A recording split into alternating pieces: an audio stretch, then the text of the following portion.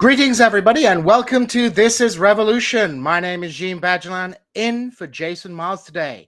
Why is Jason Miles not here today? Well, if you are not aware, Jason is preparing for the TIR, Left Reckoning, Ben Burgess, Young Turks crossover live show taking place in LA at the Teragram Ballroom. I want to say it's 6 o'clock, but I've totally forgotten. But Sunday, 23rd of October, should be a fun night. If you guys are in the LA area, do consider going over and seeing Jason. He's very excited for this thing.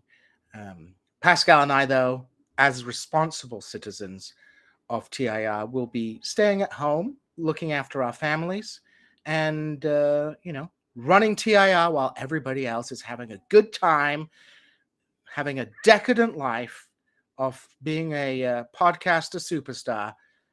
We'll be, keeping it real here. So, before we begin, I would like to remind you all to like and subscribe to the channel. And if you have the means and the inclination, do consider becoming a Patreon supporter. But beyond that, let's get to the subject of the day, which is the crisis in Britain. And of course, co-hosting with me is the Deputy King of This is Revolution, Pascal Robert. How are you doing, Pascal? Peace and greetings to the chat, the audience, and to my good friend, Jean Badgelan. It's going to be an interesting topic today because things seem to be going kind of crazy in the UK. So what's up with that? I mean, what are our thoughts on this? How do we feel about it? It's really fascinating. It's really fascinating to me that we've had several shows where we're talking about the crisis of legitimacy in this kind of post-COVID reality that's transpired. And in the height of that, the country that represented the penultimate of empire instability, which was Great Britain, is suffering from this crisis of legitimacy more than anyone else at this particular moment. Going from Brexit to several prime ministers resigning in expeditious fashions, the death of the Queen and more resignations, and the fall of Jeremy Corbyn, all of these things transpired at this rapid period of time, and it makes you wonder whether or not the whole is everything up for grabs in terms of the way the global power elite are structured right now. And that's really kind of where I want to go with the show. Is asking is everything up for grabs? I mean, is Britain the canary in the coal mine? Are we going to see? There you go. Are we going to see, everywhere else becoming Britanized, which will be synonymous with totally dysfunctional government, absolutely perverse corruption, and all this kind of things? I mean, everybody's even making a joke. I have this little picture here. They put Liz Truss, the former prime minister, up against a lettuce. Who would win? It turned out the lettuce won. And, British politics is kind of a joke. But we are fortunate today to have a power panel to help us discuss this issue. We have, of course, Ralph Leonard coming all the way from London, and Discourse Miniatures coming all the way from the ancient kingdom of Ulster. So welcome, Ralph. Welcome, Discourse. Thank you for coming on the show. Thank you. So yeah, let's thanks everybody. Let's get right to the core of the issue. What's going on in Britain? So Discourse, can you kind of just give us a rundown of what the heck has gone on? Because everything has been so fast. I will give you an example. I was at the petrol station in the middle of Springfield, Missouri, and I was talking to my friend at the petrol station, Juniper, and Juniper is talking to me going like, I hear that a lettuce defeated your prime minister in Britain. And I was like, well, I wouldn't say the lettuce defeated the prime minister exactly. We're not actually being governed by a lettuce anymore. But, story of the collapse of the British government seems to be the order of the day. So can you give us a little rundown of what happened? I mean, it's tough because where do you even begin, right? Like, where do we way back to 2016? But just recently with Liz Truss had fought a sort of a leadership election whenever Boris Johnson had forced to resign because of a number of scandals during his premiership over COVID. So he was forced to resign, which meant then there was a leadership election in the Tory party, the Conservative Party. And there had been the fight had been between two real main contenders, which was Rishi Sunak and Liz Truss. With Liz Truss representing, I suppose, the political wing of the Conservative Party, the supply side economics, and the old school, basically Billy Meal, rider the right style of conservative governance. The type of style we hadn't really seen take hold of outside of what was the Brexit vote. Allied against that was Rishi Sunak, who I think represents more a moderate realm of the Conservative Party, but even in his own respects would be seen as right wing, I think, compared to someone like David Cameron from 10 years ago. So it was those two people against each other, and Liz Truss won it. Liz Truss won it. The supply side economics section of the Conservative Party won, and they implemented their manifesto. They implemented what they had promised, which conservative Margaret Thatcher style.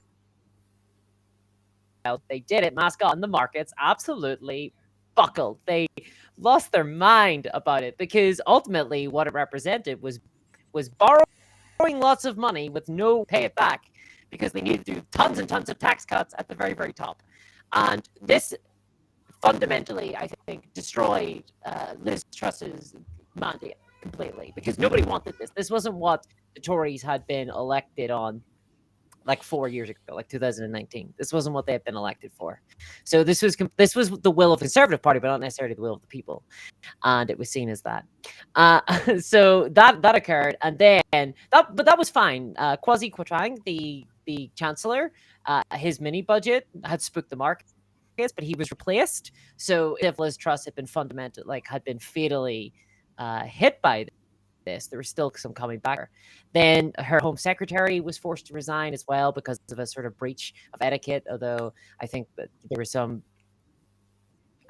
background stuff going there, some backroom conversations that had been occurring previously before. But what Liz Truss lost to was that they bungled a very routine vote. The Labour Party had basically put to the House, the House of Commons, that the issue of fracking has been basically one that's been an issue in British politics for a while now. But the Labour Party put a motion forward saying that it would be banned, that the Tories wouldn't implement, and the government basically informed all their MPs that this was a confidence issue, i.e., you're going to vote in line with the government. You're going to vote to not ban fracking because they want to do it. Because it actually, I don't even know why they want to do fracking. I think it placates their core base. Ralph, what's your take on the? This became a big deal.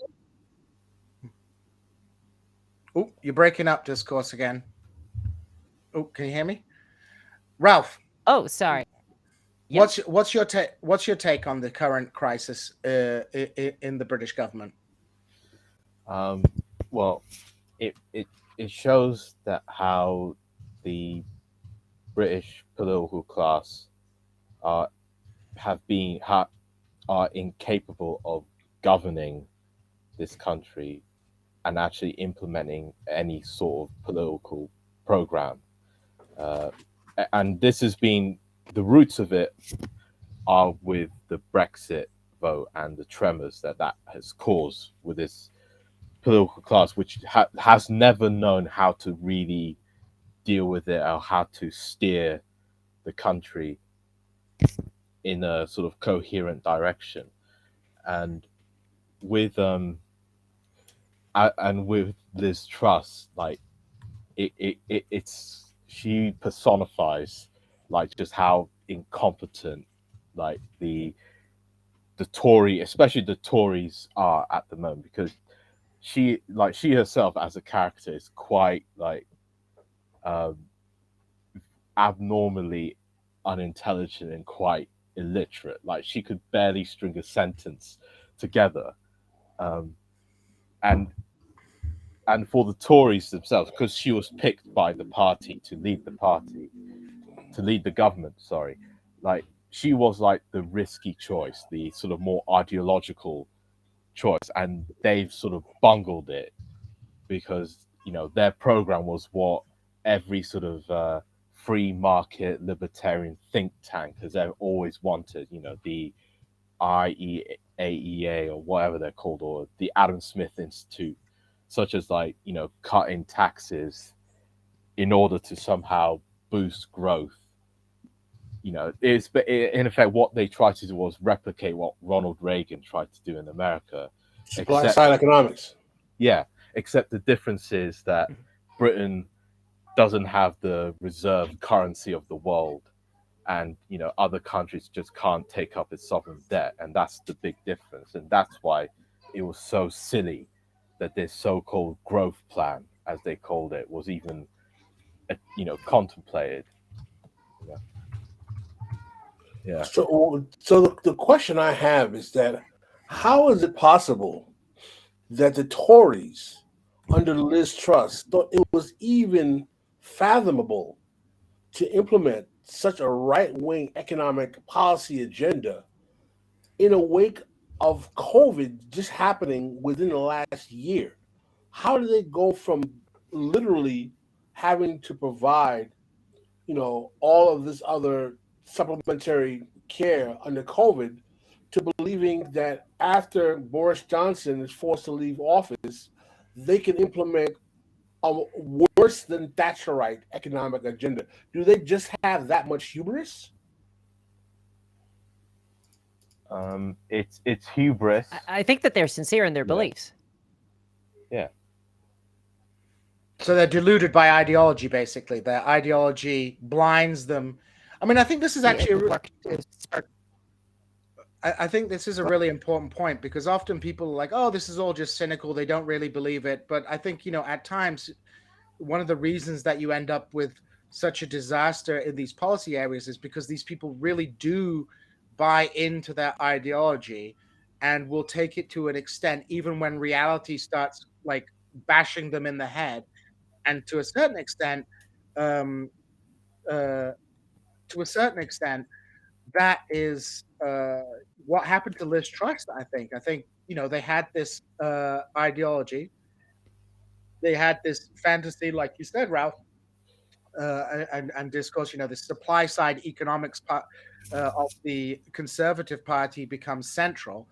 They implement it, and there may be people who are cynical about this and see this as like an opportunity for personal enrichment. But I think there are a significant number of people who actually think this is a functioning way to get the British economy going, and it just wasn't. And I think this is an important point, even the financial elites in Britain revolted against this. I mean, Liz Truss wasn't brought down by a mass popular mobilization. She was brought down by a revolt from the City of London.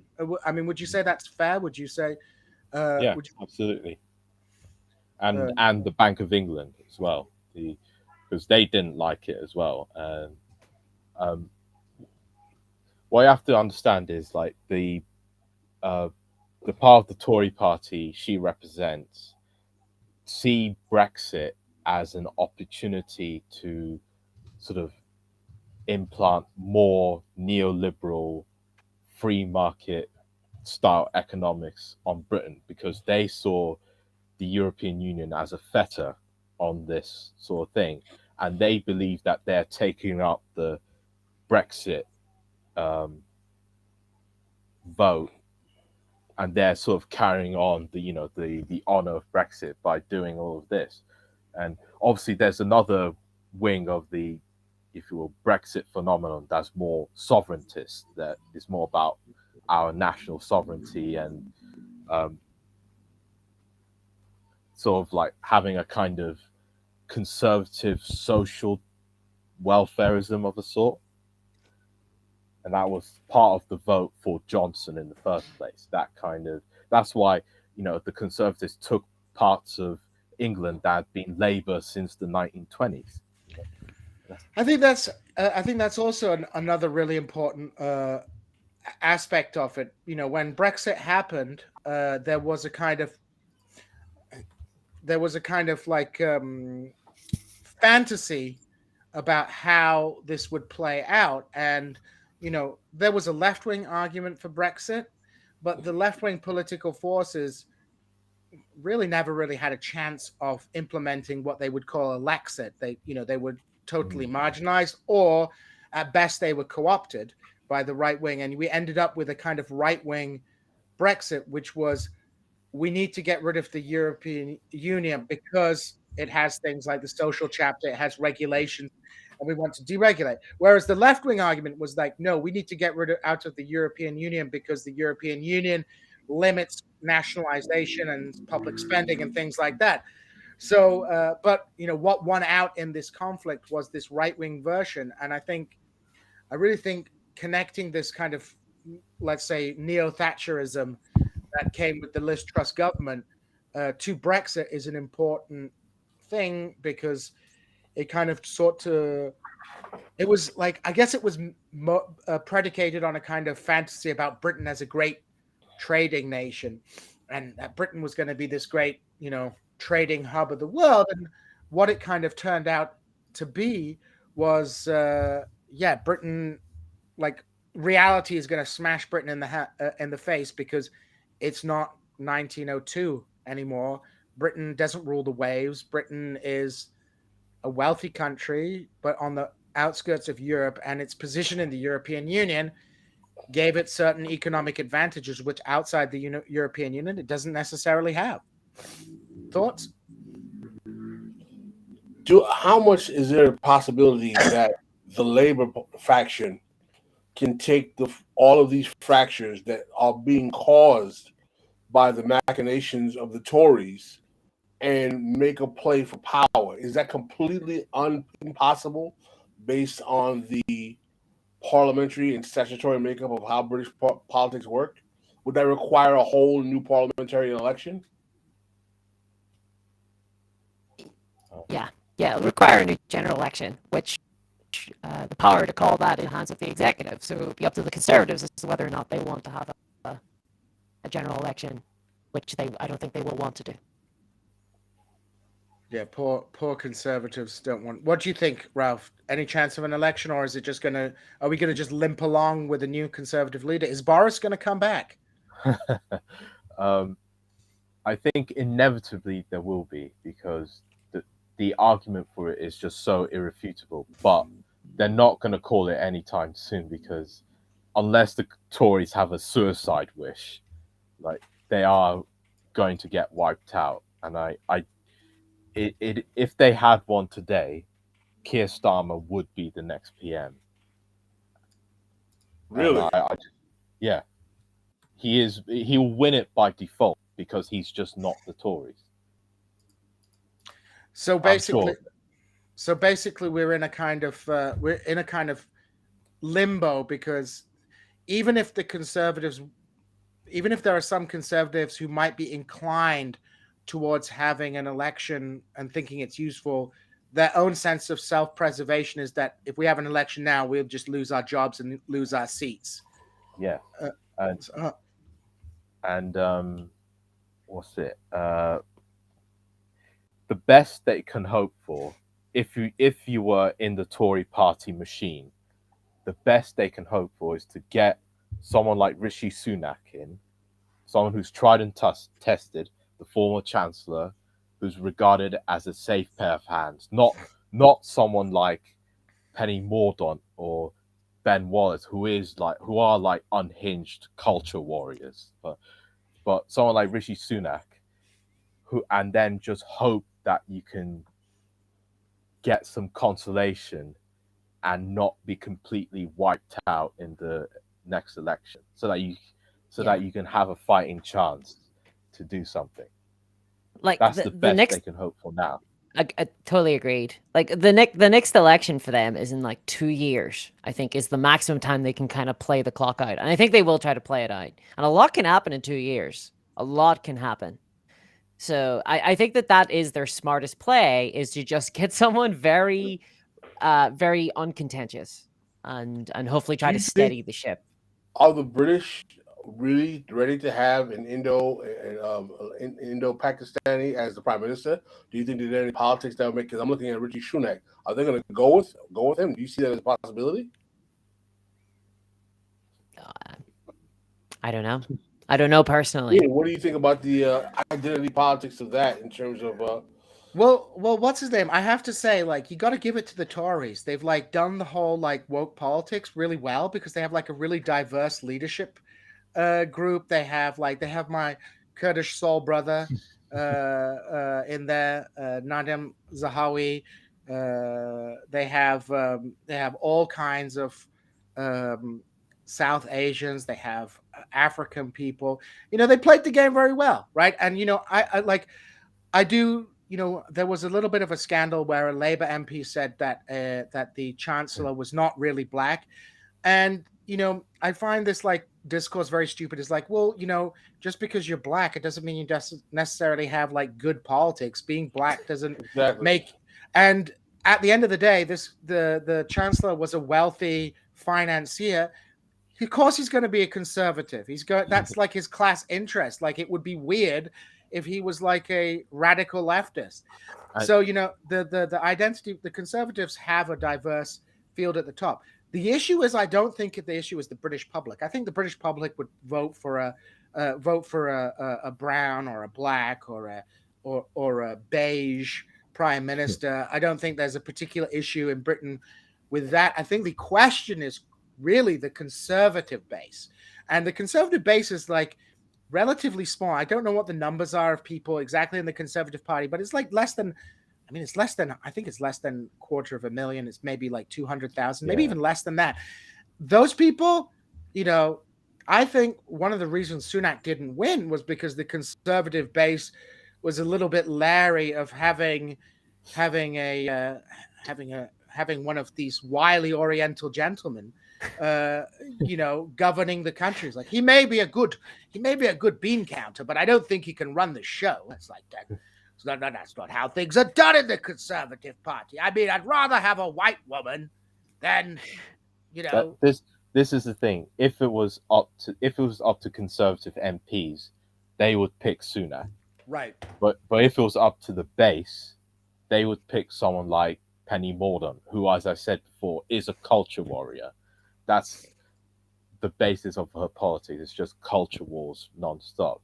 So that's the divide, and that's where it would be interesting to see how this Conservative leadership is done. Will they leave it to the MPs, or will they go back to the base as was done before? I think the process by which they're deciding is that essentially it won't go back to the base. It'll be solely decided by MPs in a number of circumstances. One of them is if only a single person receives 100 recommendations from different MPs, basically. So if only one person gets 100 MPs to back them, then that person will automatically become the leader of the Tory party. But if two or more, then at that stage, it will go to votes of the MPs. And then I think it goes to the base afterwards if it's still unclear. So there's going to be a protracted. I think they're trying to keep the base out of it. To be perfectly frank, like I think the executive committee of the Tory party are trying to keep the base out. Yeah, because the last time they did it, they picked Liz Truss, who was meant to be the wild card, and they said we're not going to do it again. I mean, this is actually one of the really interesting transformations in British politics over the last 40 years. I mean, previously in British politics, the way party leaders were selected, it was usually left to the parliamentary body of the party. So it would be MPs who from amongst themselves would select the leader of the party. And if that leader of the party was the leader of the majority in the House, they would become, prime minister. But what we've seen over the last 40 years is a shift within political parties, both in the Labour Party and in the Conservative Party, towards more democratic modes of selecting leaders of political parties. And for the Labour Party, the parliamentary wing were super upset because the Labour leadership elected Jeremy Corbyn. The Labour membership elected Jeremy Corbyn. They elected someone more radical. And the same dynamic exists in the Conservative Party. I mean, obviously, I'm kind of more inclined to someone like Jeremy Corbyn than I am to like a lunatic from the Conservative Party. But you have this disconnect between what Ralph calls the political class, who want a kind of safe pair of hands, and then the membership that often pushes in a more radical direction. So the democratization of party leadership selection over the last 40 years has really upended kind of political dynamics. And I think what we might be seeing, I think, Discourse, you're quite right about this. I think the Conservative Party has some mechanisms to avoid having a leadership vote put to the membership. And they're going to try and engineer something where it's a fait accompli behind the scenes, smoke-filled black rooms, so that they don't have to go back to the membership, who are going to elect someone, like Ralph says, who is an absolute lunatic, culture war warriors, who's going to like, who's and let's be clear about this. These people on the conservative right are importing directly American cultural war paradigms into the British politics. When you have lunatics in the parliament talking about like critical race theory, it's like, what are you talking about, right? This is like totally not really. And you know, it spreads to also like people. I mean, I have friends in Hull who are now QAnon, right? So What? like just I have a friend, I'm not going to name him.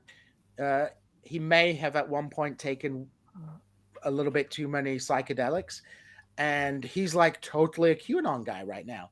But so these culture wars are getting injected into like the veins of Britain, and I don't think like the even the conservative mainstream, however right wing it is in the parliament, I don't think they're ready for that. I don't think they necessarily think that's a good path to go. Any thoughts, Discourse?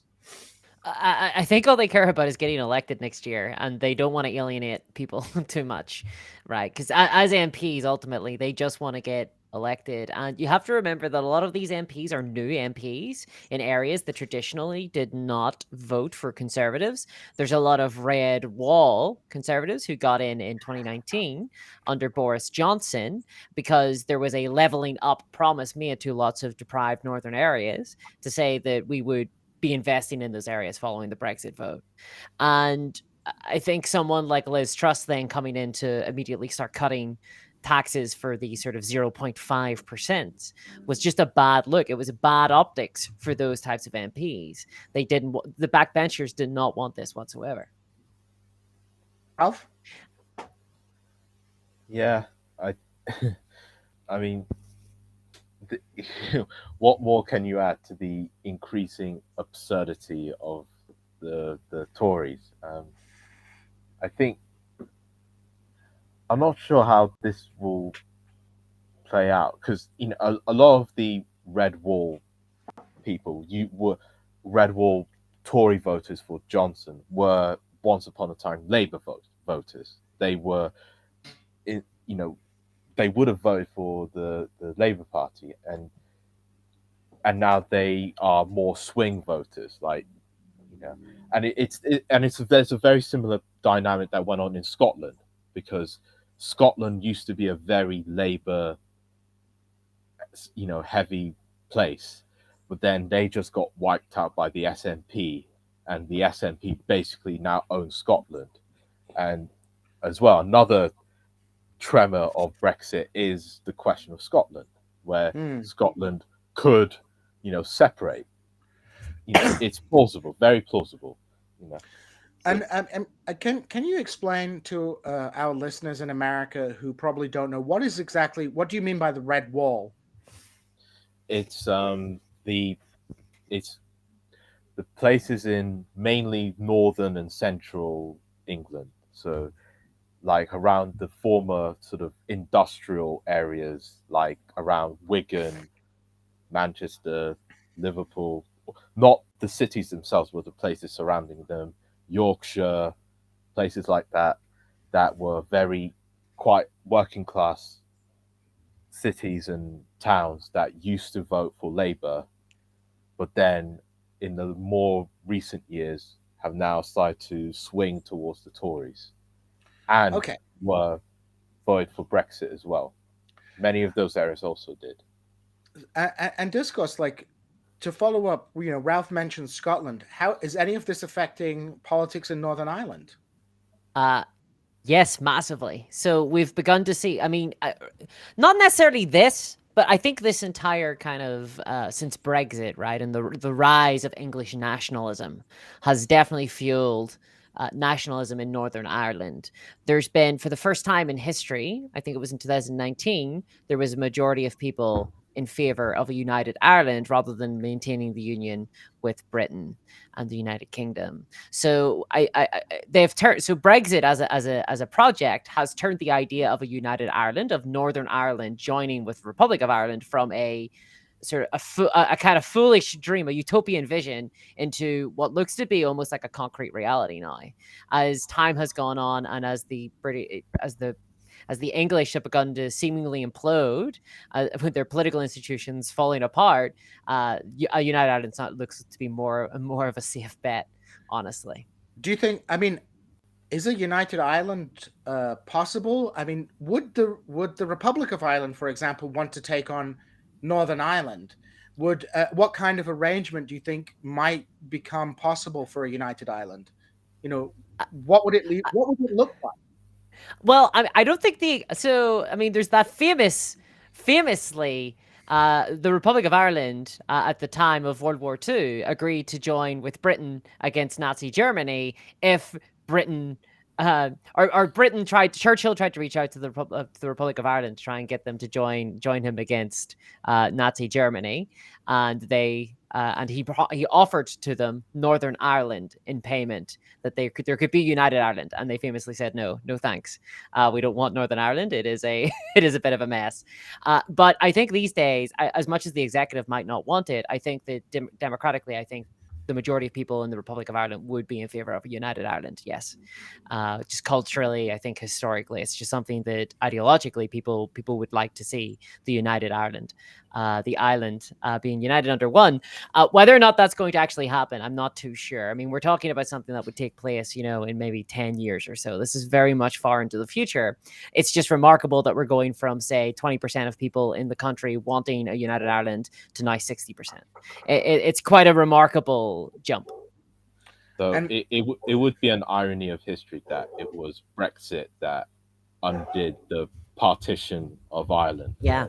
It would. Same with Scotland and the rising nationalism in Scotland as well that has been totally fueled by Brexit. People want to rejoin the EU, and this is we didn't vote for Brexit. No one in Northern Ireland. There was not a majority of people in favor of Brexit in Northern Ireland. Same for Scotland. Brexit as an enterprise felt fundamentally undemocratic to people who weren't living in England. And one of the issues of Brexit was the border between Northern Ireland and Ireland, because at least when you were part of the customs union, that border wasn't so much of a problem because you could just go in and out quite easily. But then once you leave the EU, you have to put a border between Northern Ireland and Ireland, and that would have been a mess trying to do that. Well, not to get into the weeds, but I mean, fundamentally, it undermines the Good Friday Agreement, which is the agreement that brought peace to Northern Ireland. And this was talked about a lot in the lead up to Brexit and was blatantly ignored by those in favor of Brexit. It was just ignored as an issue, as a non-issue, when it fundamentally is a massive constitutional problem that obviously has acted to become a thorn in the side of Brexit. And another interesting aspect of it was the more fanatical unionist party in Northern Ireland had to join with the Conservatives just to make a majority, to bolster their majority, and that sort of made the whole thing more complicated because they do not want to leave the union, as they call it. Yeah. They don't want to border down the Irish Sea, so it's in this intractable situation. But as a result, the Unionist Party, for the first time ever, have lost their premiership as First Minister, and now refuse to sit in government. So in Northern Ireland, we don't have a government because the Unionist Party are refusing to sit, and because of our certain rules, there has to be a Unionist Party and a Nationalist Party governing, and so the Unionist Party are refusing to sit because the Nationalist Party are now bigger. The Nationalist Party are bigger now than the Unionist Party. And also, I would note that Sinn Féin is also a major political force south of the border in Ireland. Yeah. So there are political forces across Ireland that the political establishment in the Republic of Ireland are opposed to. Sinn Féin is definitely, I would say, a party that is seen beyond the pale by Ireland's kind of political establishment. They're rising in power in the south as well. So there are, let's say, counter hegemonic political forces within both the north and the south of Ireland that are kind of pushing towards a unification of Ireland. Maybe Star Trek will be correct. I don't know if you know. Star Trek 2024. 2024 could be the date. They actually, I don't know if you know this, Pascal, but Star Trek, they have a line where they go, the unification of Ireland in 2024. And that was censored by the British government. That part of Star Trek was censored by the British government. Really? Because Britain used to censor the nationalist politicians in Ireland, like Jerry Adams, and they would basically the idea was they were like, oh, you can't have them on TV doing propaganda, and so the British government was like, oh yeah, we'll just get the newsreaders will just do a summary of what they said, and you won't hear them. But what the news the news companies did and the BBC did, they would just have a more charismatic actor read the words of Jerry Adams, like live on, live on. So like Jerry Adams for me as a child, it was like this very charismatic Irish guy. And when I finally heard his voice, he was like very boring. He was like a very boring person. But they'd have like some very enthusiastic actor. They used to have a joke on it, I think, on the Day Today or Brass Eye, where it's like, due to broadcasting regulations, Seamus McMahon's voice will be edited by inhaling helium or something like that. But yeah. Yeah. One of the questions I want to ask is, it seems like what's happening is that Brexit has cannibalized so much of British politics that all of this is coming to. I mean, didn't people foresee this? Wasn't it obvious to people that when this was going to be done, the internal contradictions were going to become more and more explicit? The irony of this is that the entire Brexit vote was originally called to unify the Conservative Party, because the idea of leaving the EU had been a thorn in the Conservative Party's side for almost 10, 20 years.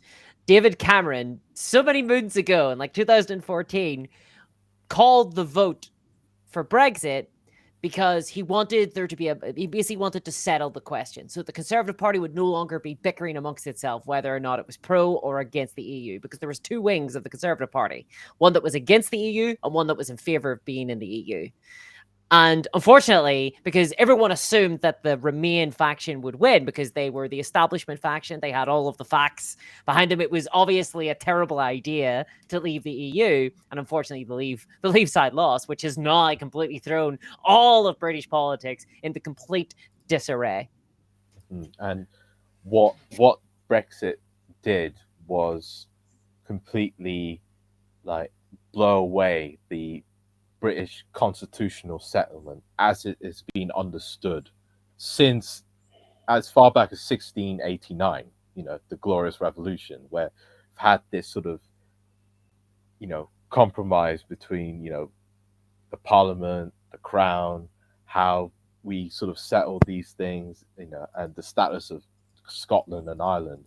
And Brexit just blew them out of the water. And nobody knows how to manage it, how we even resolve it, because at some point something's gonna have to give on this.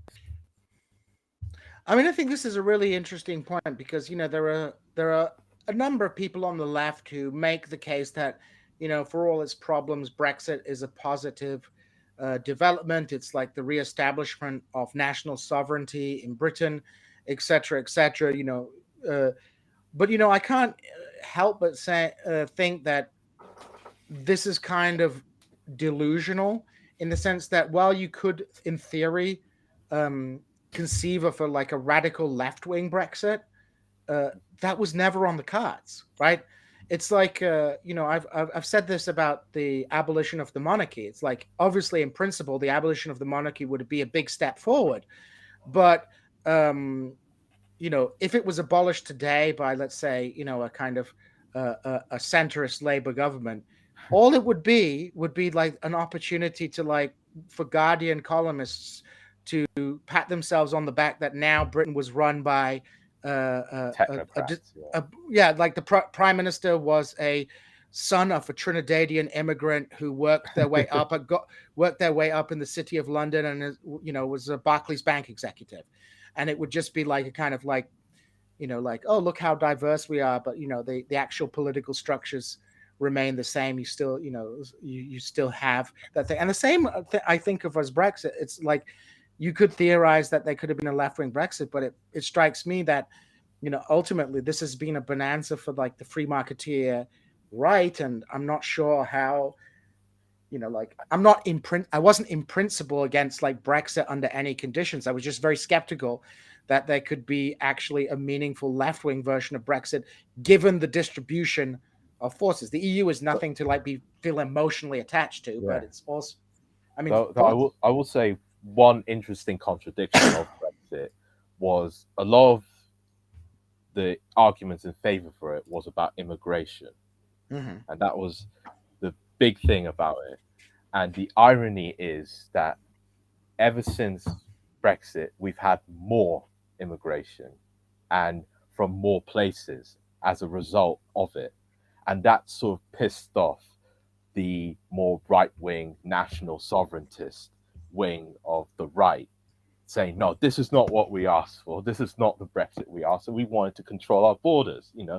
Instead, we're having more people come in, like legally. This is legal immigration I'm talking about, because structurally, Britain has to have it. Like, it can't, even if it wanted to restrict it, it can't. It just can't, because it would be economic self-mutilation if it tried to seriously reduce immigration to tens of thousands a year, like every Tory prime minister says. But then it goes up, and that alienates the base even more and radicalizes them even more. But I suppose this goes to the heart of what Brexit was, though, which was a mystery box. Nobody actually knew what they were voting for. Everyone voted for Brexit for different reasons. There was never actually a political enterprise, like the project set out as to what Brexit actually was. It was just this vague notion of sovereignty, and that was it. There was nothing to it. So everyone voted for different reasons. Some people voted for it just to annoy the political establishment, like some members of my family. Well, let me ask you a question. How have these contretemps, if you will, affected the ability of the British to project power internationally? Because none of this stopped Boris Johnson from flexing on the Ukrainians when they were talking about they wanted to negotiate peace with the Russians. How has this affected, the ability of Great Britain to influence affairs within its sphere of influence? Discourse can go first on that. Well, I think the fact of the matter is I'm not too sure. Obviously, Britain has always had this reputation for being rational, like a pretty rational sort of political establishment, a pretty stable one. And I think Brexit absolutely undermined that, pulled the rug from underneath a lot of the international sort of perspectives, for sure. Gene, do you have any thoughts? I think interestingly enough, I would say like Boris Johnson's attempt to really get involved in the Ukraine crisis was precisely a product of the weakness of Britain. And it was a deliberate attempt to assert Britain's international position in a post-Brexit world where, as Discourse says, the reputation, whether deserved or not, that the British establishment is a rational, safe pair of hands on the global stage, where that is in crisis. Well, this was a way for the Boris Johnson to project British strength on an international level. And Britain does have some leverage within Europe, at least in military terms. Britain has a large military industrial complex. Britain has a relatively large military for the European, political context. But ultimately, I think Boris Johnson's attempt to become involved in Ukraine was as much for domestic consumption as it was for it was to show that, hey, we're still a big player on the world. We still matter. people care about what we think, and so Britain is trying to project that image internationally, and that affects the disposition Boris Johnson took overseas. But ultimately, I think it's a sign of weakness rather than strength. I think often we forget this. I think foreign policy adventures are often signs of political weakness at home, as opposed to being signs of political strength. You want to think of historical examples. Why does Russia attack Japan in 1904? Because they're in crisis, right? You look around. Yeah, go ahead, Ralph. Even why they attacked Ukraine today. Yeah, that regime is in crisis, and they exported it into Ukraine, and it's not gonna, like, however way this concludes, like, Russia is gonna go, a lot of change is gonna come out of it, and yeah, and for Boris Johnson, like, Ukraine has served as a bit of a distraction, because every time there was a scandal coming up in Britain, then an impromptu trip to Ukraine, and he would embrace Zelensky as a PR thing. Yeah. That guy was one of the luckiest people I've ever seen in my. He was made out of Teflon. I swear to God, Boris Johnson. Every single time there was some sort of issue, he'd managed to skate by on some world event that would occur. That would get him completely out of whatever crisis it was that was in his government. Do you want to know the interesting connection Boris has to the Ottoman Empire? He's descended from a gentleman known as Ali Kemal. Ali Kemal was an opponent of the Young Turks who took over the Ottoman Empire in 1908, and then after the First World War, he became an interior minister. He was very kind of lucky for a bit, but he issued the arrest warrant for Mustafa Kemal Ataturk, the founder of modern Turkey. Ended up getting lynched outside of a courthouse. So, your luck only works until it runs out. So, swings and roundabouts, swings and roundabouts, exactly. So, I just want to add that Boris Johnson, when he left, compared himself to the Roman general Sinatichus, who then returned to power as a military dictator. And now Boris Johnson wants to come back to Britain. So, well, is there a chance? I mean, we were talking about this a little bit off air, but is there a chance Boris might come back? I mean, we've heard like rumblings and rumors that there could be a Boris return. Do you think that's a plausible thing? But Boris is a political opportunist. So I would never underestimate what it is that Boris Johnson will try to do. Boris Johnson has no integrity whatsoever. Like, he doesn't care. He will try anything if he thinks that there's a feasible chance. I personally, I don't think that there is a chance for him. The only reason why I think there might be is if a lot of the sort of red wall MPs in Parliament believe that because Boris Johnson was elected in 2019 and that he had kind of spearheaded their success, that the people within their constituencies might want to vote for Boris Johnson again at a general election in 2 years. Or rather, for the party led by Boris Johnson. That's the only reason why. Otherwise, I think the establishment and Conservative Party would prefer to go with Rishi Sunak as a safe pair of hands. Yeah, Ralph? think it's possible. It's not impossible, but I think the Tory establishment think he just has too much baggage with him for it to work this time. Like, for the position they are in, they can't take any stupid risks. Like, they need someone they think is reliable, who can do what is required for them. And I think that's Rishi Sunak, because he's tried and tested in the sense that he's an ex-chancellor, so he knows how to do things. But in a sense, he's fresh enough that he's not Boris Johnson and he's not Liz Truss. So, like, he's somebody that I think will do what is required for them.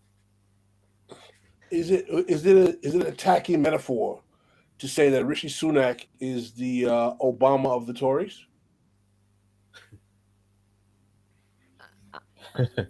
I don't know if they're a one-to-one. Honestly, I don't know if they're a one-to-one. Well, Gene, Obama was spoke better. Huh? I mean, I don't. Yeah, I don't think he. I wouldn't say he's an Obama of the Tories. I think he is. I think. I mean, I think Discourse and Ralph put it quite simply. He is a safe pair of hands. He is. Obama was, at least in terms of his disposition, kind of like someone who was promising big change.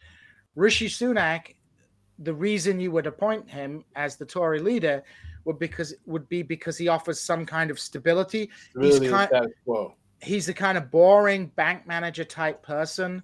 He's like, he's like a posh boy. He's like a, just because he's brown doesn't mean like he's super radical or anything like that. He's just a wealthy financier guy who was chancellor. He's someone who the Tories can work with. He's not an ideologue, which is important. He's willing to pump money into the economy for political reasons. He's not going to, like adopt these kind of neo-Thatcherite hard policies that spook. He will be a good, faithful servant of the City of London, right? He will be a good a pair of hands for the financial elites that run the country and that support the Conservative Party. His disadvantage, and also, the fact that he's of South Asian origin in some ways could be an advantage. It kind of defangs the kind of like, oh, the Tories are the white racist party discourse. At the same time, though, it could also trigger some of the conservative base who, again, have, let's just say, old-fashioned ideas about people's appropriate places in British society. But I think overall, he's probably the safest bet, because I think conservatively inclined members of the British middle class would probably feel comfortable with him. I mean, there is racism in Britain, but like I think often we overemphasize the question of racism in determining how people vote. People, I think, you could, and we saw this in America. You could have people who might have might say like inappropriate things about ethnic minorities, but would vote Obama because they want to get the healthcare, right? People say all kinds of things and have all kinds of contradictory ideas. And the Conservative Party is like quite diverse at the top in some ways. It's the base, which is the issue in terms of that. Ralph? In other words, what you're saying is that the real politics in Britain doesn't have the same kind of machinations as it does in the United States in terms of race, and that the utility of Rishi Sunak to the British political system would never really be able to materialize in the way in which Obama worked as a way of preserving, at a time of crisis, the exigencies of capital and finance. So Rishi Sunak would be more of a status quo, kind of like keep the trains running on time kind of thing. That wouldn't really shock or surprise anyone. There'd be no awe that would come with the fact that, like, oh my God, mate, we have an Indian prime minister. That's amazing. That wouldn't be that kind of, that doesn't resonate in the British consciousness in the same way.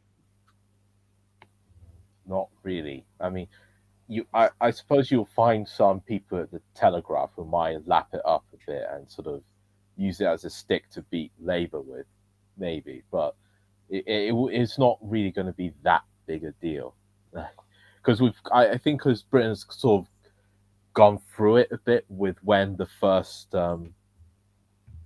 batch of Tory cabinet ministers came, like Braverman and Nadeem Zahawi, like Kwasi people, like we kind of sort of got through that whole, we've had our first Asian chancellor, blah blah blah. And it was the Tories that did it. Yeah, right. And they'll say, we had our first woman prime minister with Mrs. Thatcher. The Daily Mail had that, I think. Three female prime ministers for the Conservatives, 0 for Labour, was on the front page of the Daily Mail when Liz Truss was elected. I mean, this is really the end point of kind of like liberal identity politics. It's like the Conservatives end up doing it better than you do because there's no content beyond like, look, we have brown faces in high places. Look at that. Guess what? If you're a black financier, you're going to behave like a black financier. Black skin doesn't make you like a radical. It doesn't turn you into what do you call it? The magical black man, right? Yeah. The magical Negro. Yeah, the magical Negro, exactly. And it's quite interesting how the Tories sort of do this, because there's an old like election poster they once had in 1983 where it had like this black man in a suit, and he says, and it says something like, Labour thinks he's black, we say he's British. Wow. Yeah, That's a very American kind of right wing talking point. yeah, Yeah, and and they, because their whole thing is like, no, we accept, we're colorblind, we don't do this identity politics stuff. That's what Magic. No, that does. Yeah. Jason has shared a comment that's supposed to be that is allegedly from Stephen Bannon, where he's saying that as long as the liberals talk about identity politics and race and racism, we've got them. Because all we're worried about is economic nationalism. As long as they talk about race and racism, we're in a great position. Because the play that the conservatives make is that it's the liberals that are obsessed with race, not the conservatives. Well, the Tory party has gone a long way since they ran that campaign. If you want an N-word for your neighbor, vote Labour. Wow. That was a campaign. But even the conservatives purged that guy. Like that campaign led to the purging of the guy who ran it. So, they've been playing this kind of civic nationalism, colorblind civic nationalism for a while. There's always been, there's always obviously a racial dimension to a conservative politics in Britain, but it's really, I don't think it's as foregrounded as people might assume. Well, they were always known as the nasty party. Mm-hmm. But David Cameron in the 2000s took a lot of pains to modernize the Conservative Party, to brand them as a more friendly party to everybody, more welcoming, more inclusive party. He tried to make the Tory party seem to be more of a sort of liberal, inclusive kind of project. And it worked. It worked in a lot of ways. It was actually very true, because then they went into coalition with the Liberal Democrats, who are they are ultra liberal party, and so I mean it was a successful one, I think. Mm-hmm. And the Tories do, if you want to talk about race in Britain, I think you have to, it's not skin color as such, it's more like a multicultural nationalism against, say, migrants or even Muslims, because you'll find the Tories played this weird game where they play divide and rule among sort of migrant communities. So they'll say like Hindus and Sikhs, they're the good migrants we accept, but Pakistani Muslims, no, they're the bad ones. They're the degenerates, terrorists, etc., etc. So, Tories have been quite adept at using identity politics and playing divide and rule with it for a long time. Yeah, I mean, I think that's a really important thing to understand. You have within the migrant communities in the United Kingdom serious political divides. Indians and Pakistanis, major problems. Go to North London, it's Kurds and Turks. Like you have all kinds of these cleavages where the conservatives can actually do very well in particular communities. Like if you're an East African Asian, one of the people that Idi Amin kicked out, you're probably a Tory, right? It's like very likely you're a conservative because of the particular history of like different migrant communities have different relationships to the British state, to the British Empire, to British history. And, you can't just, I think sometimes some on the left in Britain, like try to homogenize the migrant experience in the UK and homogenize the different communities when it's like there's very different dispositions of different communities towards their British identity and what it means to be British. But with that point, go ahead, Ralph. No, because just recently in Leicester there was a bit of a riot between Hindus and Muslims, where the far right sort of Hindu nationalists and the BJP types would like attacked these a mosque, and they sort of chanted these anti-Muslim slogans, and then the reaction would be the Muslims would mobilize against them, and they and then you would have this sort of intersectarian sort of chanting against each other. And obviously for a lot of people who are not of those communities, it doesn't quite make sense, because, and especially, for some people on the left, like when we talk about race riots, it's usually white, black, but then when it comes to like, antagonisms within like people of color communities, like it doesn't make sense to them. Yeah. I remember when we were in Green Lanes, North London. We had to defend our kebab shops against the black hordes coming in to try and destroy them. It's like you have all these like micro rivalries in particular. Like, for example, in Brixton, there's a conflict between Kurds and black people. Why is that? Because all the Kurds run all the small shops and the kebab shops, like are all the like petty bourgeoisie, and they're always like have these negative opinions about black people, like, oh, they're all coming in to shoplift and things like that. So you have all these kind of class and the Tories, they pioneered this divide and rule technique in the British Empire. Like even among black people, like for example, I'm Nigerian, and you do find like among like West Africans against say Caribbeans, there is that little like tension, because they see Caribbeans as a bit degenerate, rootless, that sort of we thing. We have our own versions of that in the United States too. Yeah. While we West Africans were like, we've got our families together, we're very sort of prim and proper, we have our culture, that sort of thing. Yeah. Yeah, I mean, like, and even within, like, I remember, like, my brother's flatmate, she was of Kenyan origin, hated Nigerians with a passion, so like there's so like it's so easy to present racial politics in Britain as being like one side or the other, but it looks a lot more like, I mean, I don't know if you agree with this discourse, it looks a lot more like Northern Ireland, because like in Northern Ireland, if you're like an outsider, it's like, wait, these people are like, they all sound the same, right? They all pretty much look the same. Some of them have orange flags, some of them don't have orange flags, but like, what's the difference, right? And the same applies. It's like all these South Asians, they're all Desis. What's the difference? Well, like, there's a lot of history here, and there's a lot of differences between these small these communities, which you don't necessarily see. Like, Kurds and Turks in North London, if you just look at a person, can you tell if they're Kurdish or Turkish? You might guess that they're from, maybe they're Kurds, maybe they're Turks, but like, you can't like point at someone and say you're definitely Kurdish or definitely Turkish. You can't point at a black person and say you're definitely Nigerian, you're definitely Caribbean. And so I think there's what do they call it in Britain? BIPOC. Is it BIPOC? No, not BIPOC. They have a word. BAME. Yeah, BAME. They have like this kind of like totalizing word, which is used by liberalism. And this is a kind of the question I want to get to like now is, we've talked about the kind of mess of the Conservative Party, but also some of their strengths. What about Labour in the post-Corbyn era? Because it's,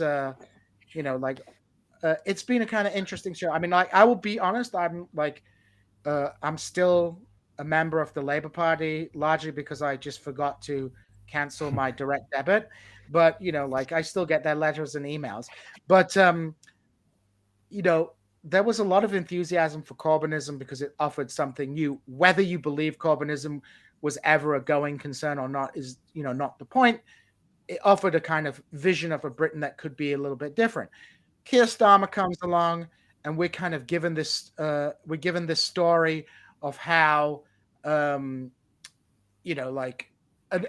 people voted for Keir Starmer, I think, because people were like, oh, we wanted someone with the presentation of Tony Blair, but the politics of Jeremy Corbyn, but we got someone with the like presentation of Jeremy Corbyn and the politics of Tony Blair.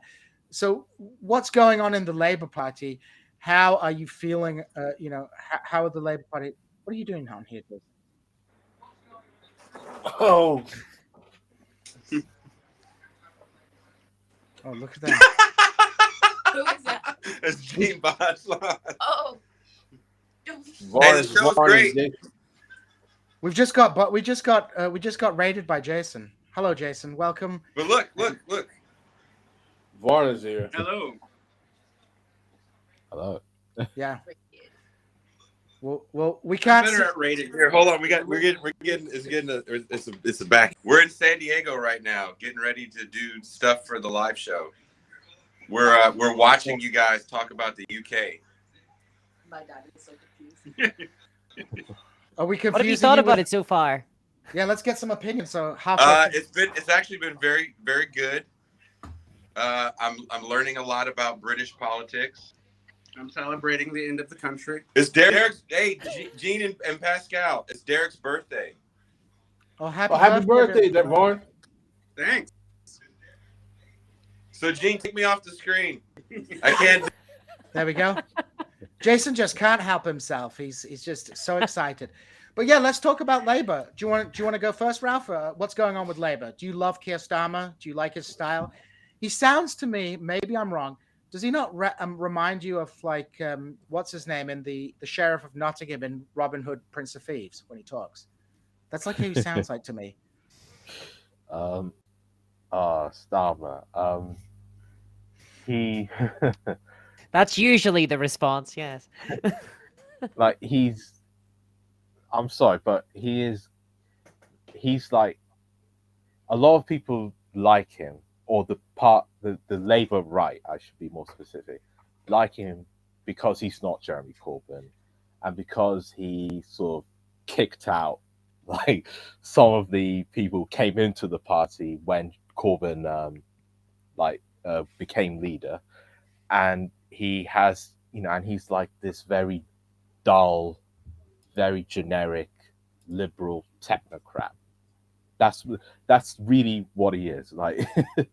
and if he was, because I said he is the PM by default, like, and all of this is just postponing the inevitable. And if he was to become the PM, you're not really going to see the kind of radical, at least from the left, radical sort of program that you would need, because the way things have just developed, especially with Liz Truss, the calamity of it, the Overton window, what would be acceptable for, especially for the financial elites and, the Bank of England and people like that, is now even narrower than it was before.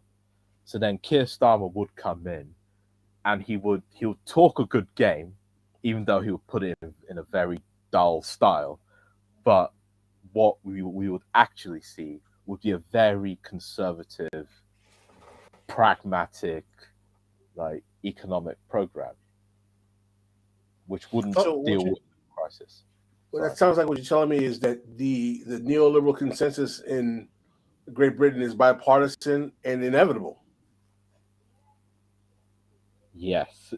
Well, more or less, yes. Like in my lifetime, Corbyn was the only opportunity I saw for actual change to British politics.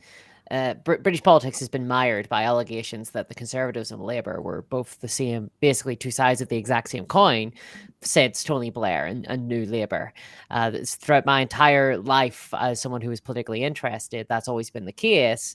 To such an extent that the Liberal Democrats, who often were seen as the centrist party, were squeezed out of the middle because there was no place for them to occupy anymore to distinguish themselves between the Conservatives and New Labour. It wasn't until 2016 and Brexit where the Tories swung to the right and Corbyn then took the Labour Party to the left substantially, that we actually saw two different ideologies go up against one another. One of the interesting aspects of that to me was that often what I heard was that Corbyn's policies were extremely popular on the doorstep, but that Corbyn as a person had been politically toxified by the establishment press of the British media. And that was super problematic. And so now we have Keir Starmer, a man who has no opinions, who has no position other than to say that he is not the Conservative Party, that he's not within, he doesn't have a crisis ongoing right now in his party. He doesn't have any issues because he mostly took over the party and ejected everyone who did not agree with his, I would say, like New Labour style of government completely. So we don't really see any opportunity. I mean, what's going to happen, I guess, in my opinion, is that Keir Starmer, if he comes to power, is going to be administering austerity. Like whoever's in power is going to be administering austerity. It's just maybe there'll be a little less austerity with Labour.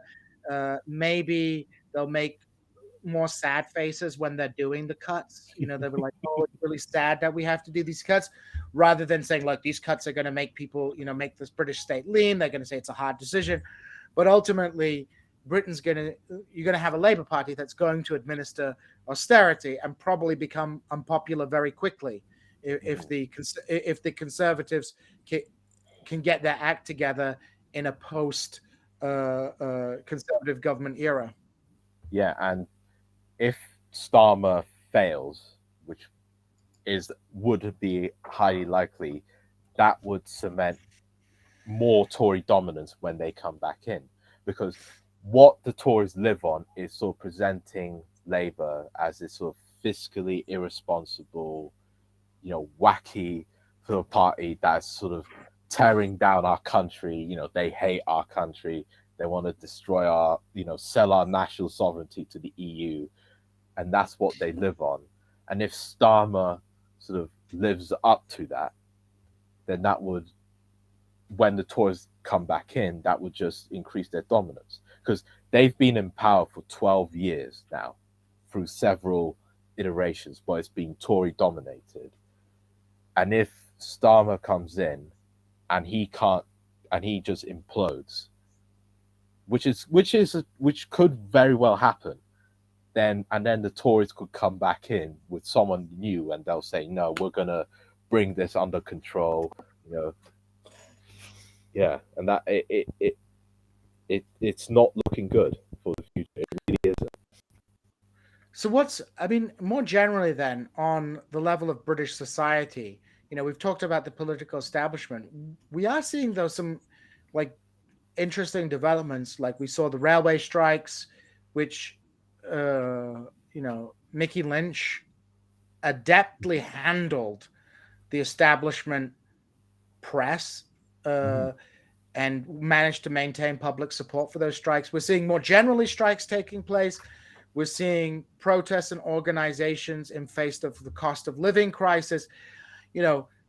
Outside of the organized political parties, within civil society, within broader general British politics, what are there any hopeful developments? Because, I would say this Labour militancy is pretty important, especially the railway workers, because, I've lived in London, and I'll tell you this, unless you have a helicopter, if the trains go on strike, you're screwed. You can be a millionaire, but you're not going to get from Kensington to the City of London very easily without a functioning tube.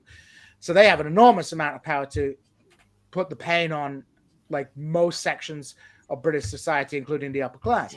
So what kind of developments would you say are happening on the ground? How are people reacting to this crisis, would you say, outside of politics, outside of formal politics? I would say there was also a movement in Glasgow that about the cost of living prices, that they would burn their gas and energy bills and just refuse to pay it. And this is the Labour movement is like the glimmer of hope in this, because they're the only ones that really have shown or demonstrate any kind of leadership that is equivalent to the crisis we are facing, that understands what we're in and trying to do something positively about it. And like you said, RMT and Mick Lynch, a big James Connolly fan, by the way, he is explicitly for the Irish there. So I don't know, it's only within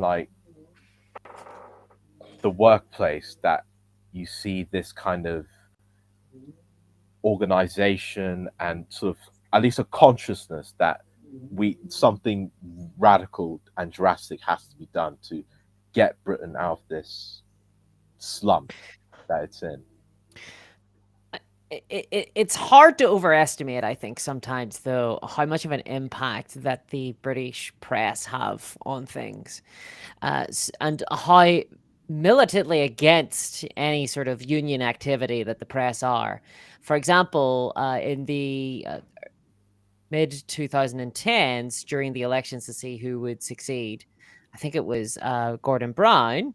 Ed Miliband and David Miliband ran against each other as leader of the Labour Party.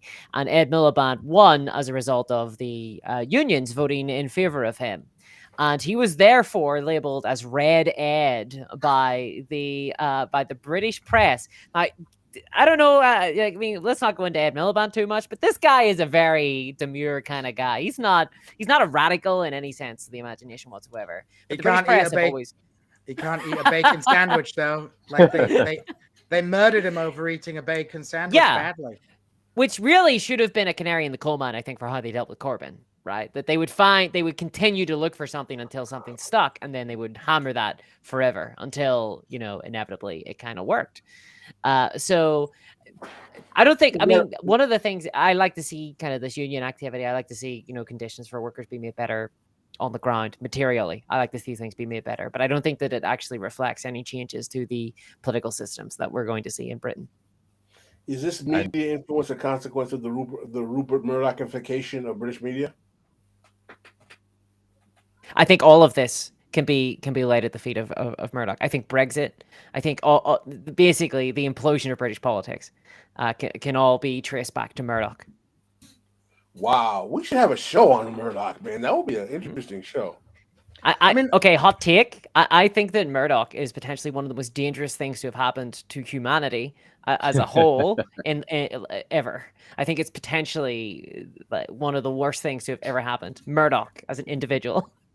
I mean, I would have a slightly different take on that. I mean, I think the British press is really important, but I think the British press is not. It's not simply that it's leading the public opinion in a particular way, but rather there's a kind of mass impulse and discontent with the existing order, and they're able to manipulate that in a particular way that they want it to go. The anger and the discontent is there, but they kind of are very good at framing a narrative which directs things in a particular way. And what I found fascinating about Lynch and the RMT was Lynch was able to defend the RMT very well in such a good way that they stopped having him on the TV because he was absolutely... I mean, there was all these memes about him like handing people their asses. It's like, would you like your ass? He was crushing them on TV. And I think what that speaks to is the fact that, there was all these pieces about, whoa, why is Mickey Lynch so good at like dealing with the press? Why is he so good at this? It's like simple. Mickey Lynch is a guy who's a trade union leader who spent all his life getting working class people to vote for him within a trade union bureaucracy. So when it comes to talking to working class people, there's no magic media strategy. It's just what he does. And it's just, he's able to frame things in a particularly powerful way that people in the intelligentsia or the political class, even if they have a kind of right political instinct, are unable to do because they haven't spent their entire career talking to working class people and, winning working class people over in a union election. And that's what made him like, there's no secret media strategy to it. It's like, and this is why I think it's important, like any political change, that comes in Britain has to come from a linkage with the working class, because only from the working, I mean, I'm not saying that you like middle class intellectuals are not important to a political movement. You go back in history, so many of the political leaders of the left have been from middle class educated families, but like them by themselves, they can't run a movement. You have to have like organic ties with the working class, and you have to have leaders who are able to like speak on a visceral level with working class people. Like they tried to put all this crap on this guy. They tried to like call him the bad guy from the Thunderbirds. Like they did all these like weird, and he just was so able to deal with them because he knew who he was talking to, and he was willing to make the establishment press upset. I mean, what are your thoughts on that discourse, Ralph? Any thoughts? I would say Mick Lynch is what Nigel Farage thinks he is, like Mm. as the straight talking geezer who doesn't sort of abide by the sort of constricted political PR vocabulary that you see on mainstream media, because he's so he you can tell he's never sort of encountered it before, and he just says what's on his mind, and he says it in a very straight, simple, very direct way, like that interview he did with Andrew Neil, who's one of the sort of mandarins of the mainstream media, and when Andrew Neil basically tried to sort of say, well, are you a Marxist or not, and Nick Lynch just sort of battered it away very simply. It's like that doesn't matter. Well, what matters is the like the question of what's happened with the working class. Like, Yeah. Discourse, any thoughts on Mick Lynch? I think Ralph nailed it. I mean, he really was quite successful in this. So we're coming up to an hour, nearly an hour and a half. So I just want to kind of like bring it around to some final thoughts for everybody about I'm not asking you to get the crystal balls out, but what do you see as the kind of direction of the country, the direction of Great Britain in this political moment? Where do you see us heading? Maybe what's your best case scenario and what's your worst case scenario? Would you like to begin, Discourse? Like your best case scenario, worst case scenario? For me personally, or for Britain? For Britain. Okay, because for me personally, I think at this stage it's just United Ireland. See ya, I'm out of here. Just untethered, I'm out. Hey, well, that is a best case scenario. I used to be a unionist. I used to be a unionist until Brexit. Then I got an Irish passport along with everybody else in Northern Ireland, regardless of what their political affiliation is, of whether or not they're a unionist or not. Everybody got an Irish passport. But in terms of England, I think the best case scenario, as sad as it is to say, is probably that a general election, for whatever freak reason, is called because the Conservatives cannot agree upon a leader for some reason, and Keir Starmer gets in. That is unfortunately the best scenario, I think. For England in the immediate. I think the worst case scenario is that Boris Johnson gets in and wins over the people with his bumbling, clownish style, his pretending to forget speeches and then impromptu giving new ones, his entire constructed facade as a fun court jester. Unfortunately, I do believe that could work again. Boris Johnson is charismatic in his own way, and he takes the party for 2 years, and he does absolutely wild things, and then he leads the Tory party to a successful general election in 2 years, defeating the milquetoast Keir Starmer, leading to 1,000 years of Tory rule. That's the worst case scenario that I can see. I said, I'm hoping for United Ireland. What about you, Ralph? Well, I've always been a Republican on the Irish question, mainly because my grandfather is Irish and was a Republican, and so I am eligible for that Irish. Nice. That's my. Oh, look at you guys all ready to abandon the ship. That's my. Veto. Hey, if a sink is shipping, you go for the lifeboat. I'm just saying. That's true. Well, look, the best case scenario is unfortunately that Starmer does become PM and he somehow manages to do the technocratic, stabilizing. They somehow manage to make this situation stable, and that's very quixotic, and that me saying that's quixotic is telling you how bad the situation is.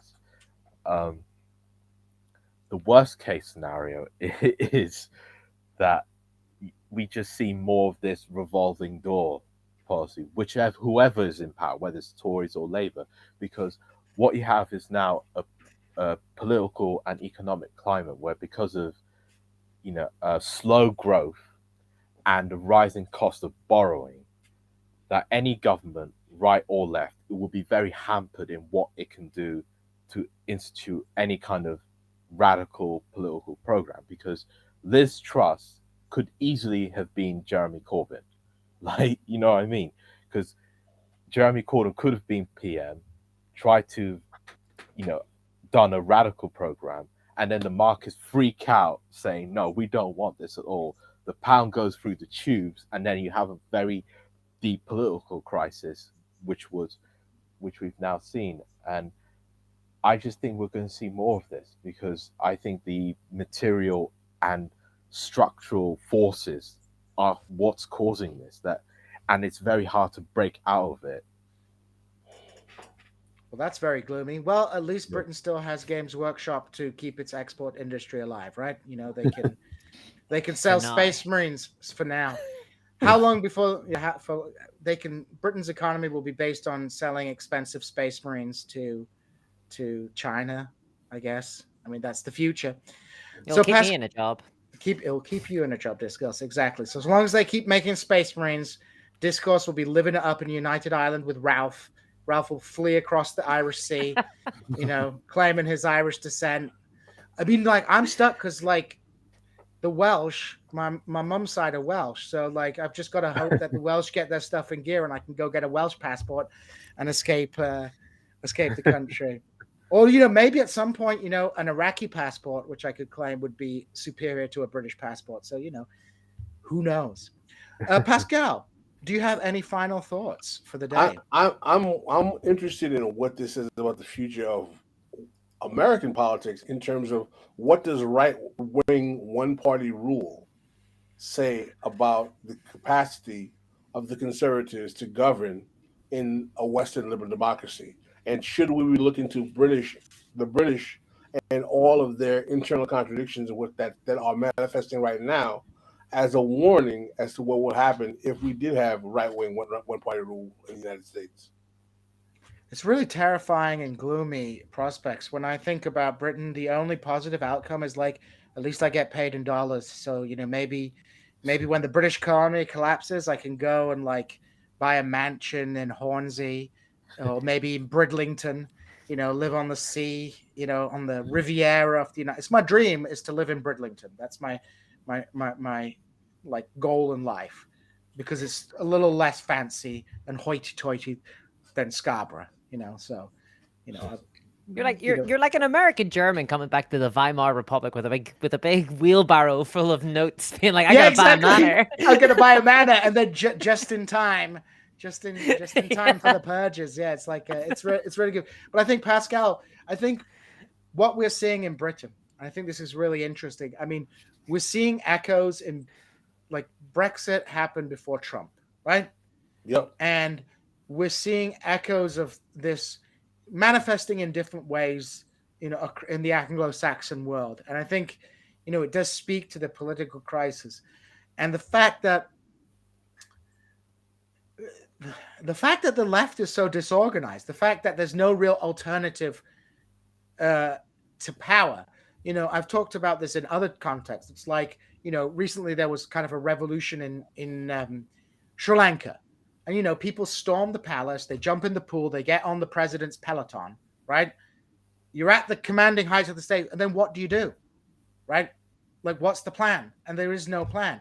So, you elect Labour, you're going to get a slightly different variation of what you would get if you voted for the Tories. But, like, ultimately, none of those programs are going to get us out of the, like deep and miserable, and it's, like, very painful for people. Like, the inflation in Britain is really heavy on people. I talk to my friends all the time about the cost of living. The energy bills are absolutely, like, my parents are, like, pretty well off. And my mom and dad are like, we better turn off the heating in the middle of winter. And they're, like, in their 60s and 70s because you can't trust. Talk of blackouts. There's legitimate conversations about blackouts occurring this winter. So it's, to me, it's kind of a lot of this conversation sort of, I think the last couple of years has been the death of the liberal consensus that things will just progress upwards and there will be this, we're moving towards this inevitable things will be better in the future. And I think for a whole generation of people, that's starting to no longer be the case, that we're realizing that actually living standards are falling now. Things are actually getting worse, which is sort of terrifying because at least my generation, I grew up being told that there's this upwards momentum that we're just always moving on, and I don't see it anymore. Yeah, well, that was the mantra of Labour, if you remember. I don't know, in '97, do you know what their campaign theme song? Things can only get better. And God, it's a blast from the past. Blast from the past. Well, guys, thank you so much for coming on. It was a really great conversation today. We were able to conquer Discourse's technical issues. Ralph, it's been a pleasure as usual. We hope to have you both on at some point in the future. You're a good double act, actually, playing off each other. We're hopefully going to be following things in Britain a little bit more closely over the next couple of months, because as Pascal said, it's like an important test case for the rest of the world and things like that. And, so everybody, before we leave, Discourse, anything you want to plug? Yeah, sure. If you're interested in wargaming for whatever reason, I don't know, check out my channel. It's Discourse Miniatures in YouTube. If you want to hear about how Games Workshop are screwing the pooch again anytime soon, or about Hasbro and how they're collapsing, go check it out. And Ralph, anything you're writing, anything coming up and coming that you want to let us know about? Not at the moment, but if you want to follow me on Twitter, my @ is @buffsoldier_96.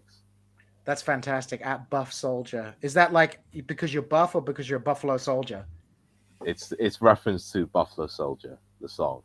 Yeah, fair enough. There you go. Okay, guys. Well then, with that, Pascal, would you like to say the 12 magic words? We are out.